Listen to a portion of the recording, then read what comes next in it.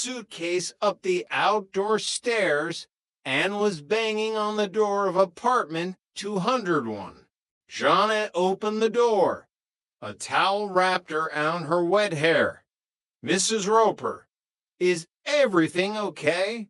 "Janet, honey," Helen said, marching inside and dropping her heavy suitcase with a thud. "I need a place to crash. I have officially left Stanley." Jack emerged from the kitchen, holding a spatula. "You left Mr. Roper. Wow.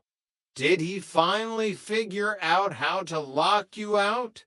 "I walked out, Jack, and I'm staying here until he learns to appreciate me." Helen looked around the apartment, her eyes landing on the closed bedroom doors. "Now, which one of you is giving up your bed?" An hour later, the reality of the situation had settled in.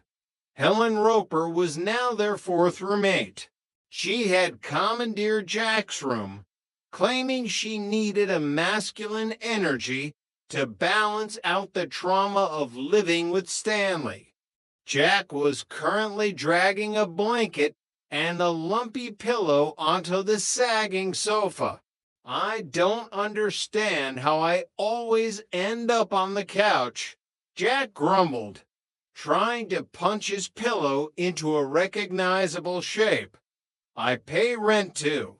Be a gentleman, Jack. She's going through a crisis," Jonna whispered from the kitchen. Helen emerged from Jack's room, wearing a stunningly bright orange and purple caftan. She looked completely energized. "Oh, this is wonderful. It's like a pajama party. Who wants to do each other's hair?" "Mrs. Roper, are you sure Mr. Roper isn't going to be worried?" Chrissy asked innocently. "Stanley, worried?" Helen let out a sharp laugh. "He's probably thrilled. He doesn't have to listen to me complain, and he can eat his cheap stew in peace. But he'll crack. Give it 3 days. He'll be begging me to come back." Helen made herself entirely at home. She took over the television, forcing the trio to watch melodramatic daytime soap operas. She completely reorganized Jack's spice rack based on color coordination rather than flavor profile, leading to Jack accidentally putting cinnamon in a garlic chicken dish. But the most challenging part of living with Helen was her newfound mission to improve their love lives. "Janet, you're a beautiful girl," Helen said on the second night of her occupation, sipping a glass of cheap wine Jack had bought. "Why aren't you married?" "I'm focusing on my career, Mrs. Roper," Janet deflected, hiding behind a magazine. "Career, schmear. You need a man. What about that nice florist who delivers to your shop? The one with the broad shoulders. He's married, Mrs. Roper." "Well, nobody's perfect," Helen shrugged. She turned her sights on Jack. "And you, Jack, it's a shame about your condition." Jack, who was trying to read a textbook on the couch, looked up. "Condition, you know." Helen winked broadly, a gesture she thought was subtle but was actually terrifying. "Your preference." Jack remembered his fake identity. "Oh, right. Yes, a terrible shame. You know, my hairdresser, Philip, is a lovely boy. Very neat, very organized. I could introduce you. That's incredibly kind, Mrs. Roper. But I'm currently nursing a broken heart," Jack lied, putting a dramatic hand over his chest. His name was Eduardo. He moved to Spain. Oh, you poor thing, Helen cooed sympathetically. Well, plenty of fish in the sea. Downstairs, the silence was deafening. Stanley Roper sat in his favorite chair, the newspaper in his lap. The apartment was completely quiet. There was no filing of nails, no sarcastic comments, no rustling of colorful caftans. At first, Stanley thought it was heaven. He watched whatever he wanted on TV. He ate a cold hot dog straight from the fridge without a plate. He left his socks on the floor. But by the third day, the silence began to gnaw at him. The hot dogs tasted like rubber. The TV shows were boring without Helen's running commentary about the actor's terrible hair. He looked at the dust gathering on the coffee table. Stupid woman, Stanley muttered to himself. Probably up there eating all their food. He stood up and paced the living room. He wouldn't apologize. Stanley Roper never apologized. It showed weakness, but he needed her back.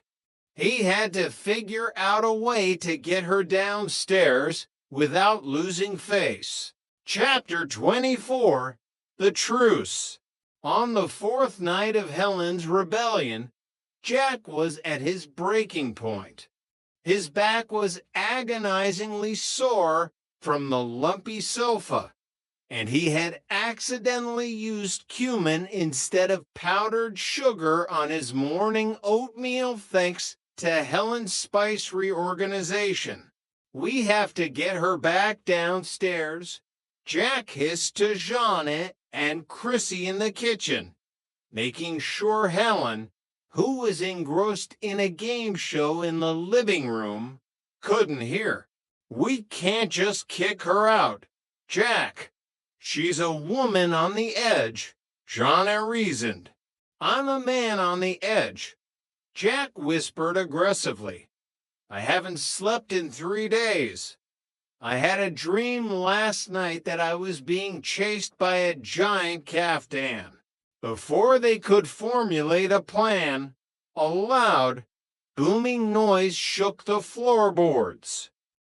Pap ah, pap ah. Extremely loud. Aggressive polka music was blasting from the apartment directly beneath them. What in the world is that? Chrissy asked, covering her ears. Ellen paused the TV, her eyes narrowing. That's Stanley. He's playing his old records.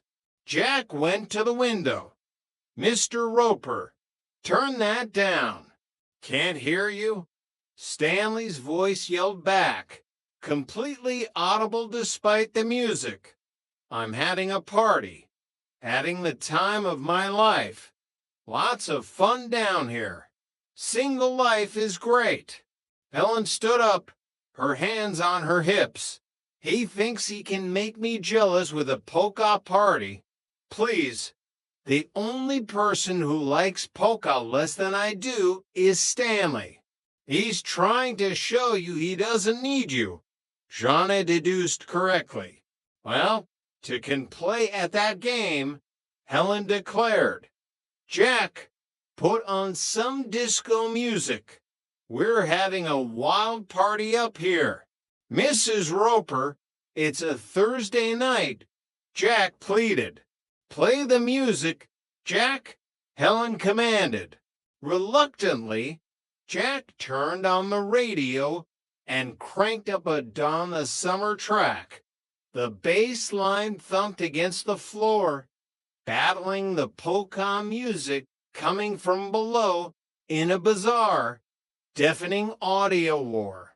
For 20 minutes, the apartment building shook with the clashing sounds of the 1970s and traditional Bavarian folk music.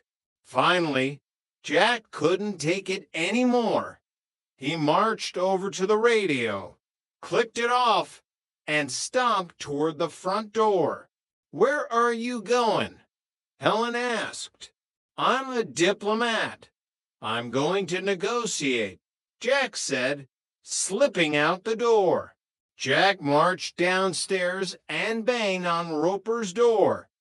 The polka music abruptly ceased, and Stanley opened the door. Looking slightly